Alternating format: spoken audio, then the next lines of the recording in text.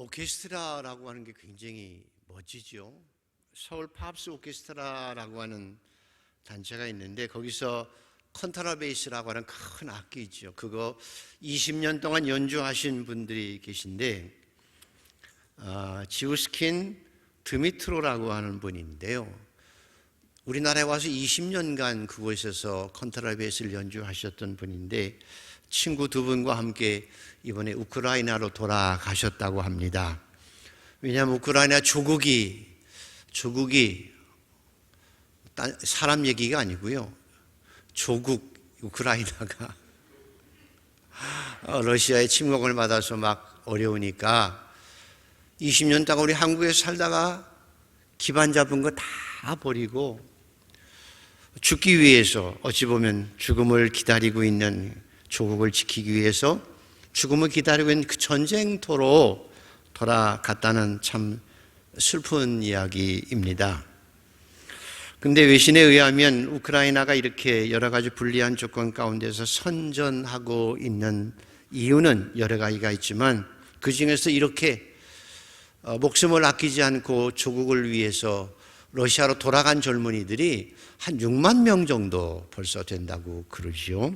그래서 지켜내고 있다는 것입니다. 여러분, 우크라이나가 승리할 수 있도록 기도하시기를 소원합니다. 그리고 기도하시고 후원도 좀 하십시다. 후원도 하십시다.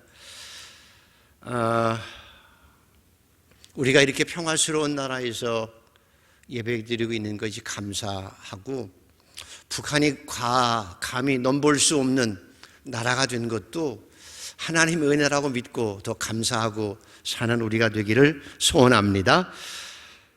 이번에 또 울산 지역에 산불이 나서 안타까운데 어떤 분이 무시당했다고, 사람들이 자기를 무시했다고 생각해서 불을 일부러 질렀다고 해요. 얼마나 끔찍한 얘기인지 모릅니다. 한 사람이 무시당했다고 아픈 마음을 가진 그 상처가 이렇게 큰 결과를 가져오게 되어집니다. 저와 여러분이 그리스도인이 교회가 존재하는 이유는 그런 사람들이 많은 이 땅에서 그래도 저와 여러분은 사람을 사랑하고 격려하고 위로해서 상처난 사람들을 싸매서 이 땅을 아름답게 평화스럽게 만들어가는 능력이 있는 존재가 바로 그리스도인이기 때문에 저와 여러분이 더 세상에서 힘을 발휘해서 이 땅을 더 아름답게 만들어가는 존재들이 되기를 축복합니다. 더 세상의 빛이 되고 구원의 통로가 되고 축복의 통로가 되도록 더 열심히 위로하고 격려하고 상처를 싸매고 이 땅을 살아가는 저와 여러분 되기를 소원합니다. 사람이 이 땅에 살아가는 동안 항상 몇 가지를 늘 스스로 질문하고 살아야 된다고 합니다. 첫째로는 내가 누구인가? 라고 스스로 질문해야 한다고 그래요. 자, 여러분 한번 물어보세요. 여러분 스스로가 내가 누군가? 자, 한번 대답해요. 내가 누군가? 대답할 수 있습니까? 내가 누구요? 라고 대답해야 된다는 거죠. 오늘 주인공인 베드로가 베드로전서 2장에서 너희는 택하신 족속이요 왕같은 제사장이요 거룩한 나라요 그의 소유된 백성이다. 멋지죠? 바울은 골로새서에서 이렇게 말합니다. 너희는 하나님이 택하사 하나님이 택한 백성 거룩하고 사랑받는 백성이다 라고 말합니다. 우리가 누구라고요? 신앙적으로는 하나님이 택하시고 거룩한 백성이고 또 하나는 사랑받는 자이다. 아멘.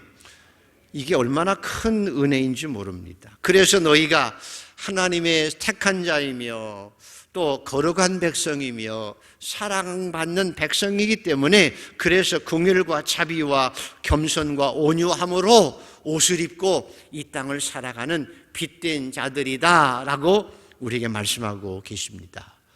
예수님께서는 너희는 세상의 빛이다 라고 말씀합니다. 오늘도 저와 여러분이 세상의 빛으로 거룩한 백성으로 택한 백성으로 사랑받는 백성으로 더 아름답게 살아가게 되기를 소원합니다. 자, 여러분이 누구라고요? 됐죠, 이제. 그죠? 그거 알고 살아가는 게 필요하고요. 두 번째, 내가 이 땅에 살면서 무슨 목적을 가지고 왜 사는지를 알아야 한다는 거죠. 나는 무슨 목적을 가지고 이 땅을 살아가나. 제가 어느 기사에 보니까 여러분, 한국 사람들이나 세계 사람들이 제일 많이 먹는 고기가 닭고기래요. 닭고기. 근데 그 닭고기가 씨암탉이 아니고 양계장에서 키운 닭인데요. 얼마만큼 닭을 키워서 출하하시는지 아십니까? 주부들. 한 40일에 45일을 키운답니다. 뿅아리를 키우는데 40일, 45일 키우면. 근데 그렇게 빨리 커서 우리가 먹는데요. 그렇게 빨리 키우기 위해서 하는 일이 밤에 불을 켜놓습니다. 그러니까 닭이 밤이 아닌 줄 알고 낮인 줄 알고 계속 눈을 뜨고 있고 잠을 못 자고 45일을 지내고요. 그러니까 잠을 못 자니까 스트레스가 많으니까 그냥 앞에 있는 먹이만 계속 먹는데요. 또 먹고 또 먹고 또 먹고 또 먹고 자면서 쉬어야 되는데 또 먹고 계속 먹기만 하다가 살이 만큼 크니까 40일 돼서 갔다가 잡아서 먹는다고 그러지요.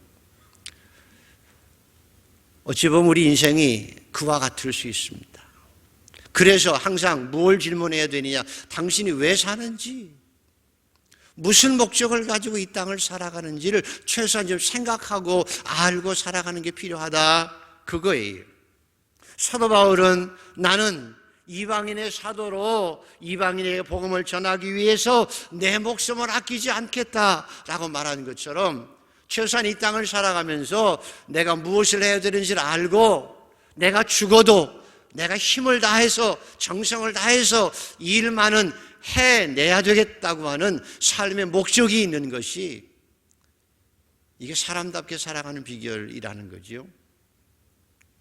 내가 누구인지, 내가 왜 이 땅을 살아가야 되는지를 질문하고 살아가고, 세 번째로는 그리고 당신은 그렇게 살다가 어디로 가는지를 알아야 된대요. 어디로 가는지를 알아야 된다는 거예요. 성경은 한 번 죽는 것은 사람에게 정한 것이요 그 후에는 심판이 있으리라 말씀하는데, 러시아의 푸틴이 몇 살인 줄 아십니까? 벌써 70세래요. 이제 삶을 얼마를 더 살겠다고, 얼마나 더 영화를 누리겠다고, 정말 자기도 곧 죽을 줄 알면 저렇게 무리를 하지 않을 텐데, 하나님의 심판이 있는 줄 알면 저렇게 할까라는 생각이 들어서 막 속상하고 안타깝지요. 중국의 시진핑도요 이제 70 정도 됐다고 그래요. 얼마를 못 사는데 그 권력이 뭐라고 그렇게 쥐고 사람들을 압박하고 인권을 유린하고 살아가는지 참 안타까워 속상합니다. 북한의 김정은도요, 제가 보면 TV 가끔 나오면요, 젊은 분이 참 저렇게 사는 것을 보면 이만큼 부어가지고 꼭 굶어서 부항 뜬 것처럼 생각이 들기도 해요. 살이 쪘지만. 아니 왜 저렇게 살아갈까 안타까워 속상하고, 그런데 그 밑에서 비참하게 살아가는 국민들을 생각하면 더 속상하고 아프지요. 우리가 죽을 줄 알고 어디로 가야 될 줄 알고 살아가는 게, 이게 인생답게 살아가는 비결이에요. 여러분에게 새하늘과 새 땅이 있는 줄 믿으시면 아멘. 그래서 우리는 살아생전의 복음을 조금 더 전해야 합니다. 그리고 북한의 평화 통일을 위해서 기도해야 합니다. 그리고 생전에 이북에 가서 복음도 좀 전하고 열심히 벌어서 북한에 가서 통일되거든 교회 하나라도 지을 수 있는 여러분이 되기를 소원합니다. 교회 하나만 짓지 말고 2개라도 지을 수 있도록 기도하시기를 축복합니다. 하나님께서 이루어 주실 줄 믿으시는 분은 아멘. 그렇게 살아야 돼요. 그래서 사도 바울처럼 내가 선한 싸움 싸우고 달려갈 길 마치고 믿음 지켰으니 이제 나에게 의의 멸류관만 남았다고 착하고 충성된 종아 잘하였도다, 주인의 즐거움에 동참하라는 주의 음성을 들을 수 있는 주인공 되기를 원하시는 분은 아멘. 그렇게 되기를 소원합니다. 그래서 내가 누구인지를, 무엇을 위해서 살아가는지를, 내가 죽어서 인생의 끝이 어디로 가는지를 알고 살아야 한다는 것이지요. 오늘 예수님께서는 우리에게 영적으로 또 하나의 질문을 던져주십니다. 무엇을 질문하고 살아갈까? 무엇을 알고 살아가야 하나? 자, 13절을 한번 읽어보십시오. 13절 시작. 예수께서 빌립보 가이사라 지방에 이르러 제자들에게 물어 이르시되 사람들이 인자를 누구라 하느냐. 여러분, 이 시점은 예수님의 공생애를 시작하지 거의 막바지입니다. 2년이 훨씬 지나서 2년 반 정도 지나서 이제 한 6개월 정도 지나면 예수님께서 6월절에 십자가에 돌아가시기 바로 몇 개월 전입니다. 굉장히 심각할 때라고 하는 것 기억하셔야 합니다. 그럴 때에 예수님께서 제자들을 다 데리고 가이사라 빌립보에 가신 것입니다. 왜 굳이 그 바쁜 시간에, 예수님의 사명을 감당해야 될 시기 얼마 안 남은 그 시대에 갈릴리에서 한 40km 북쪽에, 여기 서울에서 말하면 저 임진각 정도 한 40km 떨어진 곳에 일부러 제자들을 데리고 가신 이유가 무엇일까? 그 가이사라 빌립보는요, 원래 판이라고 하는 풍요의 우상을 섬기는 좀 올라간 산 중턱에 있는 그런 도시인데, 사람들이 우상을 거기다 만들어 놓고 우상을 섬긴 우상의 도시였습니다. 그 당시 갈릴리 분봉왕이었던 빌립보라고 하는 왕이 그 도시를 다시 리모델링을 해서 가이사라 황제의 도시로 만들었습니다. 그래서 도시 중앙에 큰 황제의 신상을 만들어 놓고 그것을 섬기면서 황제에게 신이라고 하면서 제사를 드리도록 만든 도시가 가이사라 빌립보. 그래서 자기 이름도 넣고 황제 이름도 넣고, 그래서 황제에게 바친 도시, 황제의 우상이 있는 그런 도시가 가이사라 빌립보였습니다. 그곳에 가면 많은 사람들이 황제에게 신처럼 떠받들고 제사를 드렸던 우상의 핵심이 바로 가이사라 빌립보였다는 것입니다. 근데 예수님께서 굳이 그곳에 제자들을 데리고 가신 것입니다. 왜 굳이 그 바쁜 시간에, 십자가가 얼마 남지 않은 그 촉박한 시간에 그 먼 곳에 제자들을 데리고 가셨을까? 가이사라 빌립보라고 하는 지역에. 왜? 요 뒤에 보면 변화산 사건이 바로 나옵니다. 변화산에서 예수님이 변화되고 엘리야와 또 모세가 쫙 영광스러운 모습으로 나타나서 대화하는 모습을 보고는 베드로가 너무 황홀해서, 주님, 우리가 이곳에 소막셋을 지을 테니까요, 예수님 하나, 모세 하나, 엘리야 하나, 우리는 그냥 땅바닥에서 자도 좋으니까 여기가 좋사오니 여기에 초막셋을 지을까요? 얼마나 좋은 얘기입니까? 근데 예수님께서, 베드로야, 이곳에는 초막 지을 곳이 아니야. 이곳에 초막 지어서는 안 돼. 내려가자 하고, 너희는 산 위에 초막 짓는 자가 아니라 세상으로 내려가야 한다라고 내려오시고, 그들을 데리고 내려오셔서 귀신 들린 자를 내쫓아 주신 것입니다. 왜 가이사라 빌립보로 제자들을 데리고 가셨을까? 그 이유는 너희가 머무는 곳이 영광이 있는 변화산이 아니라는 거예요. 여러분이 머물러야 될 것이 하나님의 임재만 가득한 영광이 있는 교회가, 교회 안이 아니라는 거예요. 교회는 하나님께 와서 진정으로 예배드리면 돼요. 교회 와서 하나님의 임재를 체험하고 하나님의 영광을 체험하는 것이, 그리고 하나님의 은혜를 받고 여기 머무는 것이 아니라, 하나님의 은혜를 체험하고 우리는 산 밑으로, 세상으로 가이사라 빌립보 같이 우상이 많고 탐욕이 많은, 생존 경쟁이 심각한 가이사라 빌립보 세상으로 내려가야 합니다. 힘들어도 교회 안이 좋사오니 교회 안에서 서로 끼리끼리 모여서 은혜를 나누고 찬양하고 다 좋으나, 교회 안에서 머물러서는 안 되고, 생존 경쟁이 심하지만 질투도 있고 미움도 있고 악도 있고 우상숭배도 있지만 세상으로 내려가야 합니다. 학교로 가야 합니다. 직장에 가서 그곳에서 너희는 세상의 빛이라 말씀한 것처럼 너희가 살아갈 곳은 가이사라 빌립보 같이 악이 성행하는 곳에 가서 너희가 진정 빛이 되고 소금이 되고 하나님의 거룩한 백성이 되어지고 왕같은 제사장으로 세상을 아름답게 만들며 세상을 하나님의 나라로 만들어가는 존재가 너희들이다 라고 말씀하신 것입니다. 오늘도 여러분 예배 드릴 때 얼마나 좋아요? 찬양할 때 얼마나 좋아요? 서로 격려하고 토닥거리며 그래 사랑해 얼마나 좋아요.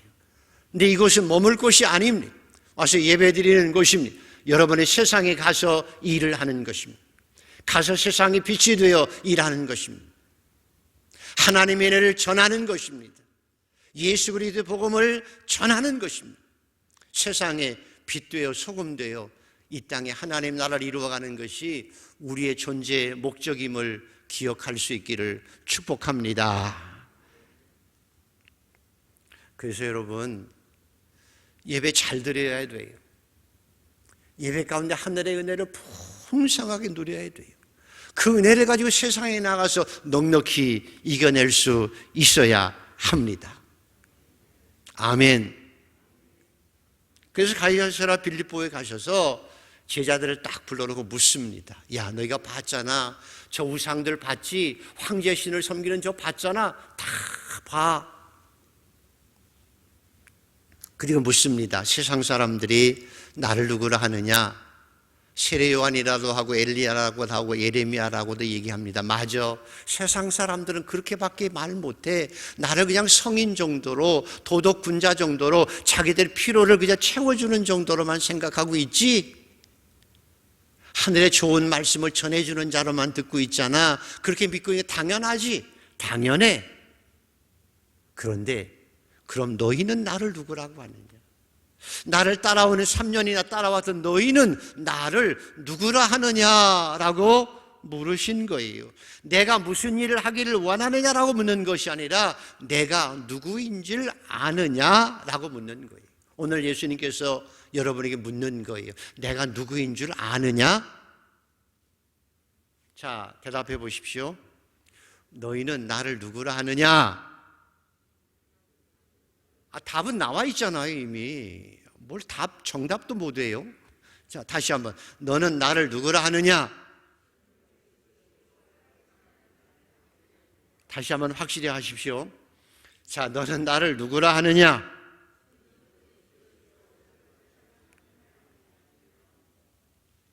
주는 그리스도시요 살아계신 하나님의 아들입니다. 이게 교회입니다. 이게 우리의 신앙 고백입니다. 주는 그리스도시요 살아계신 하나님의 아들입니다. 이 짧은 말 속에, 이 짧은 말씀 속에 2000년의 교회가 담겨져 있는 것입니다. 우리가 그 안에 담겨져 있는 것입니다. 주는 그리스도시요 살아계신 하나님의 아들입니다. 그리스도라고 하는 말을 이렇게 이해하셔야 됩니다. 이스라엘 사람들이 출애굽할 때 하나님께서 애굽의 장자들을 다 죽이실 때 죽지 않는 방법을 뭔고 하면 어린 양 하나를 잡아서 그 피를 문설주에 바르고 그 안에서 고기와 떡을 먹으라고 그랬죠. 그래서 이스라엘 사람들이 그 약속의 말씀을 믿고 어린 양을 잡아서 그 피로 문설주에 바르고 말씀대로 안에서 어린 양과 보리떡을 먹으면서 쓴 나물을 먹으면서 기다렸더니 천사가 애굽을 쭉 죽음을 훑어가면서 애굽의 장자들은 다 죽었는데 이스라엘의 장자들은 죽음을 넘어가서 다 살았습니다. 이게 6월절이죠. 예수님께서 언제 십자가에 죽으셨을까요? 6월절입니다. 세상 죄 지고 가는 하나님의 어린 양으로 이 땅에 오신 거예요. 어린 양이 죽음으로 내 아들이 살아난 거예요. 내가 죽음에서 살아난 거예요. 그리고 애굽의 종에서 해방되어졌어요. 이게 유월절의 어린 양이에요. 예수 그리스도가 누구냐? 유월절 어린 양이에요. 그분이 십자가에 죽으셨기 때문에 내가 영원한 생명을 얻어요. 내가 구원을 얻어요. 내가 하나님의 자녀가 되어진 거예요. 그래서 죄와 사망의 법에서 우리를 해방시키신 거예요. 그런데 예수 그리스도는 그 유월절 어린 양이 되셔서 온 인류를 위해서 십자가의 어린 양이 되셔서 죽으시는, 그래서 인류를 죄와 사망에서 구원하시고 영원한 생명을 주신 그분이 메시아, 그리스도 어린 양이 되신 것. 그래서 주님은 내 죄를 위해 십자가에 죽으시는 어린 양이십니다. 나에게 영원한 생명을 주신 분입니다 라고 고백하는 것이 주는 그리스도시오 라고 고백하는 것입니다. 자, 주님은 누구시라고요? 그리스도시고 하나님의 살아계신 하나님의 아들입니다. 주님이 십자가에 죽으심으로 내가 죄와 사망에서 건지심을 받았고 영원한 생명을 얻었습니다. 자, 그래서 다시 한번 읽어봅시다. 13절에서 16절까지. 자, 같이 한번 읽죠. 시작. 예수께서 빌립보 가이사라 지방에 이르러 제자들에게 물어 이르시되 사람들이 인자를 누구라 하느냐? 이르되 더러는 세례요한, 더러는 엘리야, 어떤 이는 예레미야나 선지자 중에 하나라 하나이다. 이르시되 너희는 나를 누구라 하느냐? 시몬 베드로가 대답하여 이르되 주는 그리스도시요 살아계신 하나님의 아들이시나이다. 이 베드로의 고백을 이렇게 생각하셔야 됩니다. 여러분 결혼해 보셨죠? 자, 결혼해 보신 분, 결혼해 보셨잖아요. 결혼해 보셨잖아요. 결혼할 때 이제 기억을 하십시오. 결혼할 때 제일 결혼식 때 중요한 건 서약입니다. 서약입니다. 목회자가 묻습니다. 하나님과 모든 증인들 앞에서 당신은 누구누구를 아내로 맞아, 남편으로 맞아 그러잖아요. 아내로 맞아, 남편으로 맞아 일평생 동안 외워보십시오. 시작. 그 다음에 뒷말이 뭐죠? 아니 그 서약을 잃어먹으면 어떡해요? 아플 때나 건강할 때나 부여할 때나 가난할 때나 병들 때나 건강할 때나 또 뭐죠? 추울 때나 더울 때나 미울 때나 고울 때나 이 사람을 남편으로 맞아 아내로 맞아 사랑할 것을 서약합니까? 라고 묻지요. 근데 뭐라고 대답하죠?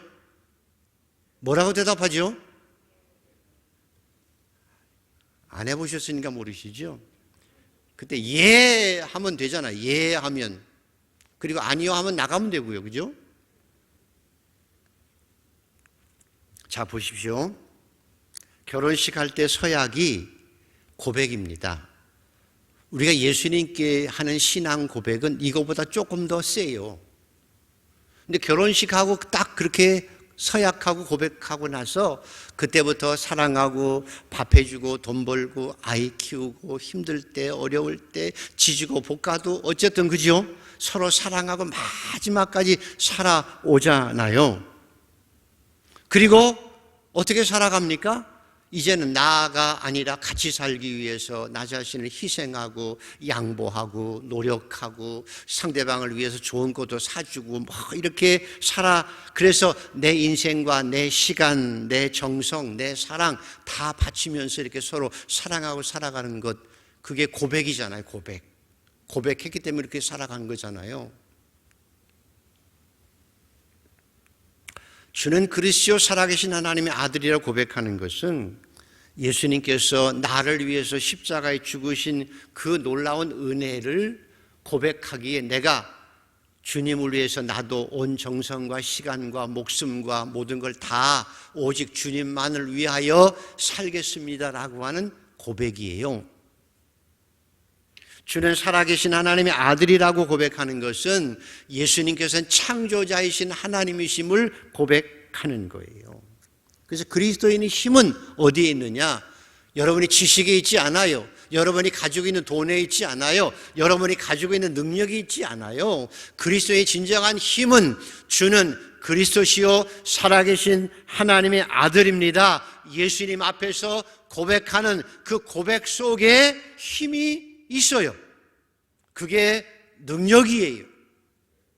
주님도 나를 위해 십자가에 자기 자신을 희생해서 나 자신을 위해서 다 주신 것처럼 이제 나도 주님 앞에, 주님은 나의 주인이시고 주님은 나의 능력이시고 주님은 나의 생명이시고 주님이 나를 위해 십자가에 죽으셨으니 나도 이제는 내 생명 다해서 주님을 사랑하고 섬기며 살아갈 것입니다. 주는 그리스도시요 살아계신 하나님의 아들입니다 라고 고백하는 거예요.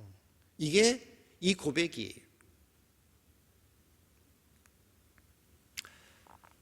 여러분이 이 고백이 있기를 축복합니다. 자, 한번 여러분이 묻습니다. 여러분은 나를 누구라 하느냐? 예수님 물으시면 뭐라고 대답한다고요?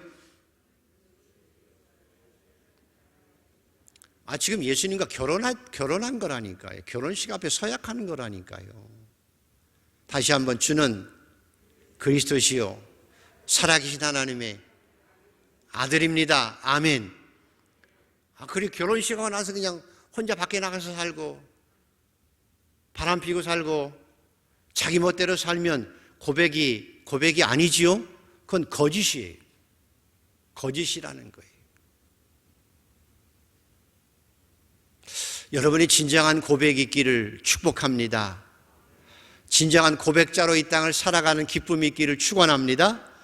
그러면 남편이 아내를 책임지고 아내가 남편을 책임지듯이 주님이 여러분을 책임질 줄 믿습니다. 살아계신 하나님이신 주님께서 여러분을 책임져 주실 줄 믿습니다. 이게 고백의 능력이에요. 자, 그래서 17절에서 20절까지 마지막으로 다시 한번 읽습니다. 17절에서 20절까지 시작. 예수께서 대답하여 이르시되 바요나 시모나 내가 복이 있도다. 이를 내게 알게 한 이는 혈육이 아니요 하늘에 계신 내 아버지이시니라. 또 내가 내게 이르노니 너는 베드로라. 내가 이 반석 위에 내 교회를 세우리니 음부의 권세가 이기지 못하리라. 내가 천국 열쇠를 내게 주리니 내가 땅에서 무엇이니 매면 하늘에서도 매일 것이요 내가 땅에서 무엇이든지 풀면 하늘에서도 풀리리라 하시고 이에 제자들에게 경고하사 자기가 그리스도인 것을 아무에게도 이르지 말라 하시니라. 이를 내게 알게 하니는 혈육이 아니요 네가 3년 동안 내한테 배워서 A+ 받은 게 아니라는 거예요. 배워서 한 것이 아니라 하늘에 계신 아버지께서 알게 했다. 그 말은 하나님께서 선택했다는 거예요. 하나님께서 그걸 고백할 수 있도록 믿음을 주셨다는 거예요. 하나님께서 고백할 수 있도록 은혜를 주셨다는 거예요. 베드로 스스로 한 것이 아니라 하나님께서 택정하시고 하나님께서 알게 하시고 하나님께서 고백하게 하시고 그래서 하나님의 자녀로 삼으셨다는 것입니다. 믿어지시면 아멘. 그래서 로마서 8장에는 무릇 하나님의 영으로 인도하심 받는 사람은 곧 하나님의 아들이라 성령이 친히 우리의 영과 더불어 우리가 하나님의 자녀인 것을 증언하시니 성령이 아니면 하나님의 은혜가 아니면 하나님의 선물인 믿음이 아니면 이걸 고백할 수 없다는 거예요. 실제적으로요. 교회를 10년 다니고 20년 다니고 30년 다녀도요. 그냥 배워서 고백하는 사람이 있어요. 배워서 고백하기도 해요. 그리고 서당계 3년에 풍어를 읊는다고요. 교회 생활 한 3년 정도 하면 좀 익숙해지고요. 10년 정도 하면 아주 후리해요. 한 30년 믿으면 교회 집사도 되고 장로도 권사도 되고요. 교회 생활 할 만해요. 그런데요. 그럼에도 불구하고 이것이 자기가 배워서 고백하는 사람도 있어요. 숙달해서 고백하는 사람도 있는가 하면 정말 성령께서 하나님께서 주신 믿음으로 고백한 것과는 전혀 다를 수 있어요. 이것을 신학적 용어로는 성령의 과거 사건의 현재화라는 말을 써요. 내가 배워서가 아니라 성령께서 나로 하여금 예수가 그리스도이며 살아계신 하나님의 아들인 것을 성령께서 알게 한다는 거예요. 예수가 그리스도인 걸 성령께서 알게 해줘야 진정한 고백이 된다는 거예요. 그래서 여러분 체험하신 분들은 알지만 어느 순간에 예배드리다가 기도하다가 십자가가 보여요. 그리고 주님이 내 죄를 위해서 십자가에 죽으신 것이 느껴져요. 2000년 전에 십자가에 팔레스타인에 죽은 그분이 나와 무슨 상관이 있게요? 그런데 2000년 전에 갈릴리에서 십자가에서 겟세마네에서 돌아가신 그 주님이 내가 성령이 역사하시면 그분이 지금 이곳에서 나를 위해서 십자가에 아들아 내가 너를 위해 십자가에 못 박혀 죽는 그 모든 놀라운 은혜를 알게 하세요. 그리고 지금 그것을 체험하게 하세요. 그래서 내가 그 주님의 십자가 밑에서 주님께서 나를 위해서 십자가에 죽으시는군요. 아니 그 피 흘린 그 모든 피 고통이 나 때문이군요 라고 깨닫게 되어져서 그 앞에서 주님 내가 죄인입니다. 내가 죄인입니다. 나를 위해서 십자가에 죽으신 주님 나를 용서해 주세요 하고 주님 앞에 펄펑 울며 눈물 흘리고 콧물 흘리며 땅을 쥐고 가슴을 쥐어 뜯으며 내가 죄인입니다 라고 고백하게 하세요. 이게 성령의 역사라는 거예요. 그리고 나서 내 죄 용서함을 받았다는 그런 놀라운 환희와 기쁨 속에서 내가 정말 주님이 나를 위해서 죽으셨구나, 나 때문에 십자가에 죽으셨구나, 그래서 내가 하나님의 자녀된 것이 얼마나 감사한지 감사해서 펄펄 뛰는 거고요. 그래서 하나님의 자녀된 것만으로도 감사해서 세상 모든 것 다 죽어도 바꿀 수 없는 그런 은혜 가운데 감사하며 이 땅을 살아가는 것이 그리스도인의 모습이에요. 이게 성령의 역사라는 거예요. 그런데 그 과정을 거치지 못하고 그냥 아는 사람들은 여전히 머리로만 알아요. 오늘도 사랑하는 성도 여러분, 주님의 은혜가 여러분에게 넘치고 주는 그리스도시요 살아계신 하나님의 아들이라고 하는 이 놀라운 고백이 여러분의 삶의 능력이고 축복이 되기를 소원합니다. 그 능력을 가지고도 힘있게 이 땅을 살아가게 되기를 소원합니다. 그런 사람들은 하나님께 책임져 주십니다. 내가 이 땅에 온 것은 하나님의 뜻을 행하려 왔는데 내 아버지의 뜻은 내게 주신 자들을 하나도 잃어버리지 아니하고 마지막 날에 다시 살리는 것이니라 말씀한 것처럼 주님이 책임져 주십니다. 영원히 함께하여 주십니다. 눈동자처럼 지켜 주십니다. 머리카락 하나까지 헤아리시는 총으로 오늘 또 함께하고 계시는 주님과 함께 가시밭길을 걸어가면서도 천국의 삶을 살아가는 성도들 모두가 되기를 축복합니다. 이 고백 위에 내가 반석 위에 내 교회를 세웁니다. 교회는 그 고백 위에 세워지는 것입니다. 잘난 사람 속에 세워지는 게 아닙니다. 지식이 많은 사람에게 세워지는 것이 아닙니다. 돈으로 세워지는 것이 아닙니다. 주는 그리스도시요 살아계신 하나님의 아들, 그 예수님의 은혜 가운데 세워지는 게 교회이며 그 고백 가운데 천국이 열려지는 거예요. 그래서 이 반석 위에 내가 교회를 세우리니 내가 천국의 열쇠를 내게 주리라 말씀하는 것은 예수 그리스도를 주로 고백하는 것 외에는, 나는 길이요 진리요 생명이신 예수 그리스도 외에는 이 땅에 천국에 갈 길이 없다고 고백하는 것입니다. 그리고 이 교회를 그래서 음부의 권세가 이기지 못하고 내가 세상을 이기었노라 말씀한 것처럼 저와 여러분도 세상에서 승리하게 되어져서 새하늘과 새 땅의 주인공이 되어질 줄 믿습니다. 이게 신앙 고백입니다. 이게 신앙 고백의 능력입니다.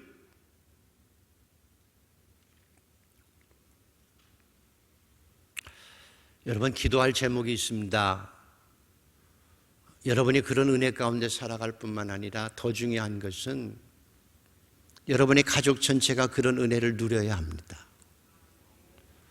우리 자녀들도 손자들도 물과 성령으로 거듭나야 합니다. 나만 구원받고 천국에 가는 것이 아니라 하나님의 자녀로 살아가는 것이 아니라 그래도 살부치들이 그래도 함께 살아간 내 가족만이라도 구원 얻어서 천국의 주인공들이 되는 놀라운 축복이 있기를 소원합니다. 저는 좀 두려움이 있습니다. 어떤 두려움이 있는가 하면 요한계시록 7장에 보면 네 천사가 동서남북을 귀퉁이를 붙들고 있습니다. 그때 한 천사가 이렇게 외칩니다. 천사들아, 조금 더 붙들고 있어라.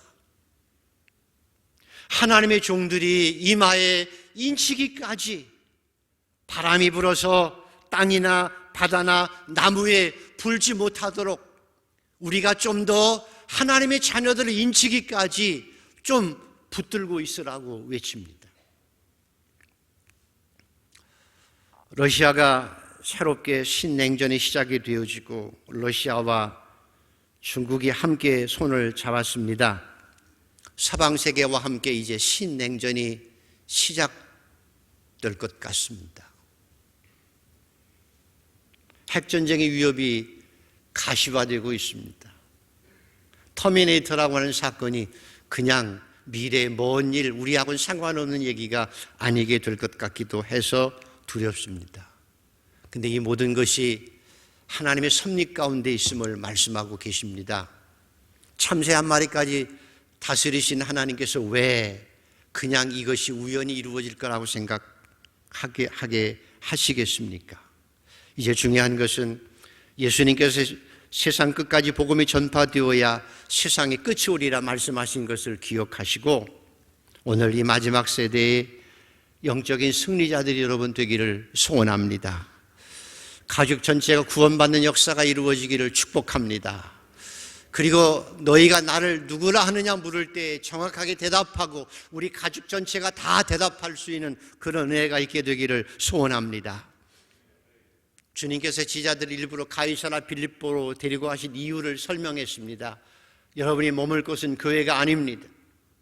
교회에서 은혜 받고 세상에서 열심히 살고 더 능력 있게 살고 복음을 전하며 세상의 빛으로 살아가시며 한 영혼이라도 구원하게 하는 성도로 복음의 씨앗으로 이 땅을 살아가게 되기를 축복합니다.